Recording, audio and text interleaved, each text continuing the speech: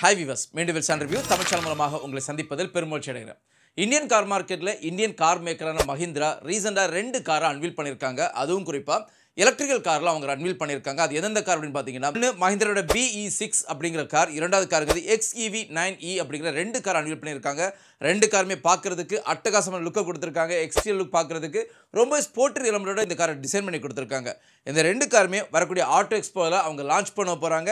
Indian car மார்க்கெட்டில் கண்டிப்பாக இந்த 2 காரும் மிகப்பெரிய தடத்தை பதிக்கும் அப்படிங்கிறதுல எந்த ஒரு மாற்று கருத்தும் கிடையாது. ஸோ நாம் இன்னைக்கு இந்த ரிவ்யூவில் இந்த 2 காரை பற்றின ஒரு டீட்டெயிலான இன்ஃபர்மேஷன் தான் கொடுக்க போகிறோம். இது வரைக்கும் நம்ம சேனல் சப்ஸ்கிரைப் பண்ணாதவங்க சப்ஸ்கிரைப் பண்ணிக்கோங்க. கார்கள் பற்றி செய்திகள், ரிவ்யூஸ், கம்பேரிசன் எல்லாமே உங்களுக்காக நம்ம டெய்லி போஸ்ட் பண்ணிக்கிட்டு இருக்கோம். இப்போ இந்த 2 காரை பற்றின டீட்டெயில் ரிப்போர்ட்டை பார்க்கலாம். மஹிந்திரா BE6 XEV9e இந்த 2 காரை பொறுத்த வரைக்கும் design, language, interior comfort, exterior ஃபீச்சர்ஸ்னு எல்லா விதத்திலுமே மாறுபட்டு இருந்தாலும் டெக்னிக்கல் ஆஸ்பெக்டில் பார்த்தீங்கன்னா 2 காருமே ஈக்குவலாக தான் இருக்க போகுது. அது 2 கார்லையுமே ஒரே விதமான பேட்டரி தான் கொடுத்துருக்காங்க, ஒரே மாதிரியான மோட்டர் கொடுத்துருக்காங்க. இதனால் இந்த 2 காருமே ஓட்டுறதுக்கு உண்டான கம்ஃபோர்ட்டை பொறுத்த வரைக்கும் ஈக்குவலாக தான் இருக்க போதே தவிர பெரிய அளவிலான மாற்றங்கள் கண்டிப்பாக இருக்காது. முதன்மை இந்த 2 காரோட ப்ரைஸ் ரேஞ்ச் என்ன கொடுத்துருக்காங்க அப்படிங்கிறத பார்க்கலாம். BE6 பொறுத்த வரைக்கும் இதனுடைய தமிழ்நாடு எக்ஸோரூம் பிரைஸுங்கிறது 18,90,000 ஆரம்பிச்சு 26,90,000 வரையும் கொடுத்துருக்காங்க. இந்த கார் எந்த காருக்கு டஃப் காம்படிஷன் கொடுக்கக்கூடிய காரா இந்தியன் கார் மார்க்கெட்டில் மஹிந்திரா லான்ச் பண்ணியிருக்காங்க அப்படின்னு பார்க்கும்போது, டாட்டாவுடைய கர்வ் அப்படிங்கிற எலக்ட்ரிக்கல் காருக்கு ஒரு டஃப் காம்படிஷன் கொடுக்கக்கூடிய காராக தான் இந்த காரை இந்தியன் கார் மார்க்கெட்டில் அவங்க லான்ச் பண்ண போகிறாங்க. இரண்டாவது காருங்கிறது, அதாவது மஹிந்திரா லான்ச் பண்ணுறதுக்கு பிளான் பண்ணியிருக்கக்கூடிய இரண்டாவது காருங்கிறது XEV9eங்கிற கார். இந்த காரனுடைய தமிழ்நாடு எக்ஸோரூம் பிரைஸுங்கிறது 21,90,000 ஆரம்பிச்சு 31,90,000 வரைக்கும் இப்போதைக்கு கரண்டாக ஃபிக்ஸ் பண்ணியிருக்காங்க. இது எக்ஸோரூம் பிரைஸ். ஆண்ட்ராய்டுக்கு வரும்போது கண்டிப்பாக ஒரு 25 லட்சத்துலேருந்து ஒரு 36 லட்ச ரூபா வரைக்கும் இதனுடைய பிரைஸ் வரதுக்கான வாய்ப்புகள் அதிகமாக இருக்குது. இந்த கார் எந்த காருக்கு டஃப் காம்படிஷன் கொடுக்கக்கூடிய காராக இந்தியன் கார் மார்க்கெட்டில் வரப்போகுது அப்படின்னு பார்க்கும்போது, டாடா தங்களுடைய ஹேரியர்ங்கிற ஒரு எலக்ட்ரிக்கல் வெர்ஷன் வரக்கூடிய ஆட்டோ எக்ஸ்போல லான்ச் பண்ண போகிறாங்க. ஸோ அந்த காருக்கு ஒரு டஃப் காம்படிஷன் கொடுக்கணும் அப்படிங்கிறதுக்காக தான் மஹிந்திராவுமே இந்த காரை இந்தியன் கார் மார்க்கெட்டில் எடுத்துகிட்டு வர போகிறாங்க. ஹாய் ஃப்ரெண்ட்ஸ், சுத்தமான தரமான எந்த கலப்படமும் இல்லாத 100% தரமான தேன் உங்களுக்கு வேணும்னா இந்த ஸ்க்ரீனில் இருக்கக்கூடிய நம்பரில் காண்டாக்ட் பண்ணுங்கள். கன்னியாகுமரி மாவட்டம் மார்த்தாண்டம் தான் இந்த தேனுடைய ஆரிஜின். டிஸ்கிரிப்ஷன் பாக்ஸில் தேனுடைய விலையும் காண்டாக்ட் நம்பரையும் உங்களுக்காக கொடுத்துருக்கேன். உங்களுக்கு யாராவது வேணும்னா நீங்கள் டேரெக்டாக காண்டாக்ட் பண்ணி இந்த தேனை வாங்கிக்கலாம். இப்போ மிக முக்கியமாக இந்த 2 கார்லையுமே என்ன பேட்டரி ஆப்ஷன் கொடுத்துருக்காங்க, இந்த 2 காருமே கிடைக்கக்கூடிய ரேஞ்ச் என்ன பவர் என்ன அப்படிங்கிறத டீட்டெயிலாக பார்க்கலாம். பேட்டரியை பொறுத்த வரைக்கும் 2 காருக்குமே 2 ஆப்ஷனில் உங்களுக்கு பேட்டரி ஆப்ஷன்ஸ் கொடுத்துருக்காங்க. அதாவது 59 கிலோவாட் ஒரு பேட்டரி, கூடவே 79 கிலோவாட்டில் 2 பேட்டரி ஆப்ஷன்ஸ் கொடுத்துருக்காங்க. ஸோ நீங்கள் யாராவது எடுக்கிறதா இருந்தால் 2 பேட்டரி ஆப்ஷன் உங்களுக்கு எது வேணாலும் நீங்கள் இந்த 2லையுமே சூஸ் பண்ணி எடுக்க முடியும். ஸோ 59 கிலோவாட் இருக்கக்கூடிய இந்த பேட்டரியை நீங்கள் 100% சார்ஜ் பண்ணிட்டீங்க அப்படின்னா 535 கிலோமீட்டர் ரேஞ்ச் கிடைக்கிறதுக்கான வாய்ப்புகள் அதிகமாக இருக்குது. அதை 100% முழுமையாக அந்த பேட்டரி நீங்கள் சார்ஜ் பண்ணால் 535 கிலோமீட்டர் உங்களால் ஓட்ட முடியும் அப்படின்னு சொல்கிறாங்க. இரண்டாவது பேட்டரி ஆப்ஷனான 79 கிலோவாட் பேட்டரியை 100% நீங்கள் சார்ஜ் பண்ணிங்கன்னா உங்களுக்கு கிடைக்கக்கூடிய ரேஞ்சுங்கிறது 682 கிலோமீட்டர் கிடைக்கும் அப்படின்னு மஹிந்திரா கிளைம் பண்ணியிருக்காங்க. இது ரெண்டுமே அந்த கார் கம்பெனி கிளைம் பண்ணக்கூடிய மைலேஜ்.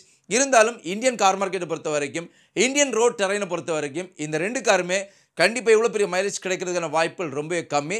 இருந்தாலும் நம்ம எதிர்பார்க்கலாம் அட்லீஸ்ட் ஒரு 400லேருந்து 500 கிடைக்கிறதுக்கான வாய்ப்புகள் இருக்கும் அப்படின்னு நம்ம எதிர்பார்க்கலாம். ஏன்னா இதுக்கு முன்னாடி லான்ச் பண்ணிக்கூடிய முரிஸ் கேரேஜாக இருக்கலாம், இல்லை டாட்டாவாக இருக்கலாம், இவங்க எல்லாருமே லான்ச் பண்ண எந்த கார் எடுத்து பார்த்தீங்கனாலும் அவங்க கிளைம் பண்ண மைலேஜை கண்டிப்பாக கொடுக்கல. கிட்டத்தட்ட 50% கீழேயும் நிறைய பேர் கிடச்சிருக்கு, 50லேருந்து ஒரு 60-70% கிடச்சிருக்கு. யாருக்குமே 100% எங்கேயுமே கிடைக்கல.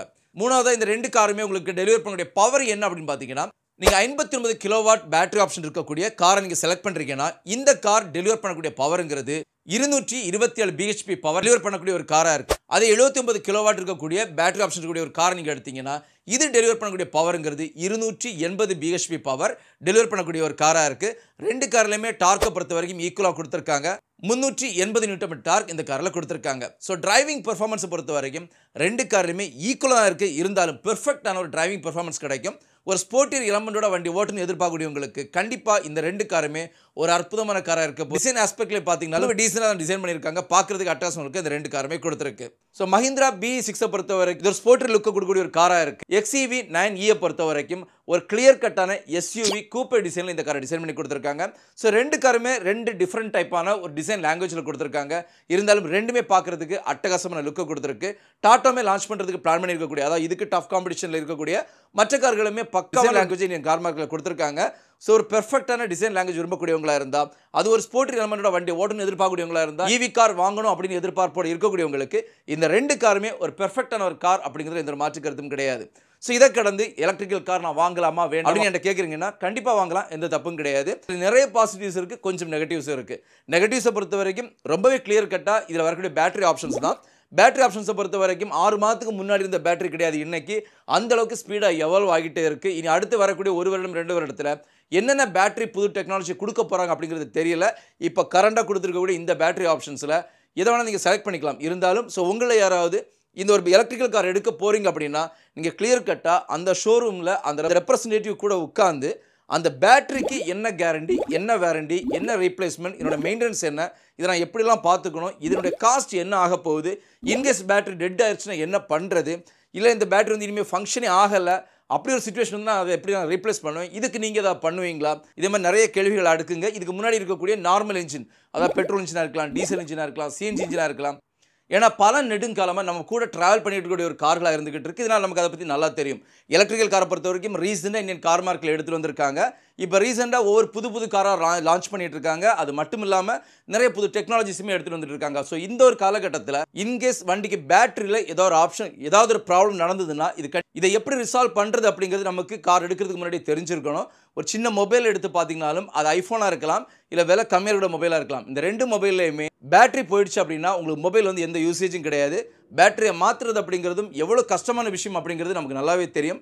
அதுவும் மார்க்கெட்டில் ஐஃபோனாக இருக்கட்டும், இல்லை சாம்சங்காக இருக்கட்டும், அந்த கம்பெனியோட பேட்டரி நீங்கள் வாங்கி போடணும் இல்லை ரீப்ளேஸ் பண்ணணும்னா அவ்வளோ பெரிய ஒரு காம்ப்ளிகேஷன் அதில் இருக்கும். அந்தளவுக்கு காசு நம்ம கொடுக்கணும். ஸோ ஈவி காரை நீங்கள் எடுக்கும்போது கண்டிப்பாக நீங்கள் கேட்க வேண்டிய மிக முக்கியமான கேள்வி, இந்த பேட்டரிக்கு என்ன கேரண்டி, என்ன வாரண்டி கொடுத்துருக்காங்க, இன்கேஸ் இந்த பேட்டரிக்கு வந்து ஒரு பெரிய ஒரு ப்ராப்ளம் ஆயிடுச்சு அப்படின்னா இதை எப்படி ரீப்ளேஸ் பண்ணுறது, அதுக்குண்டான காஸ்ட் என்னவாக இருக்கும், அது வந்து முதல் 3 வருடத்துக்கு என்ன காஸ்ட்டாக இருக்கும், அடுத்த ஒரு 3 வருடத்துக்கு என்ன காஸ்ட்டாக இருக்கும், அதை கடந்த ஒரு 10வது வருடத்தில் என்ன காஸ்ட்டாக இருக்கும் அப்படிங்கிறத இப்போ தெரிஞ்சு வச்சுக்கோங்க.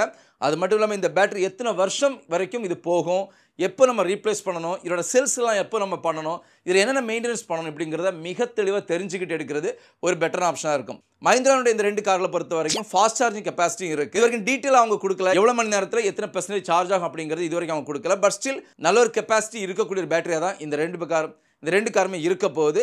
ஸோ இந்தியன் கார் மார்க்கெட்டில் இந்தியன் கார் மேக்கரான டாட்டா, மஹிந்திரா 2 பேருமே போட்டி போட்டுக்கிட்டு எலக்ட்ரிக்கல் கார்ஸை லான்ச் பண்ணிக்கிட்டு இருக்காங்க. கண்டிப்பாக நல்ல கார்களாக இருக்கும் நம்ம எதிர்பார்க்கலாம்.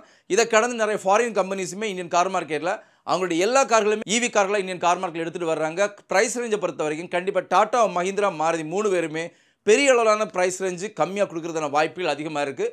இதுலேயுமே டாட்டா, மஹிந்திரா 2 பேருமே கம்பீட் பண்ணி இந்தியன் கார் மார்க்கெட்டை பிடிக்கிறதுக்காக பெரிய விளையாட்டுகள் விளையாடிட்டு இருக்காங்க. ஸோ எடுக்கிறதுக்கு முன்னாடி 1க்கு 100 தடவை பேட்டரியை பற்றி தெளிவாக தெரிஞ்சுக்கிட்டு எடுக்கிறது உங்களுக்கு உங்கள் ஃபியூச்சருக்கும் ஆப்டான விஷயமா இருக்கும். ஸோ நான் இன்றைக்கி கொடுத்த இந்த ரிப்போர்ட் கண்டிப்பாக உங்களை ஃபுல்ஃபில் பண்ணியிருக்க நம்புகிறேன். இன்னொரு வீடியோ உங்களை சந்திக்கிற வரைக்கும் உங்களிடமிருந்து விடைபெறுவது உங்களுடைய அன்பின் விவேக். தேங்க்யூ.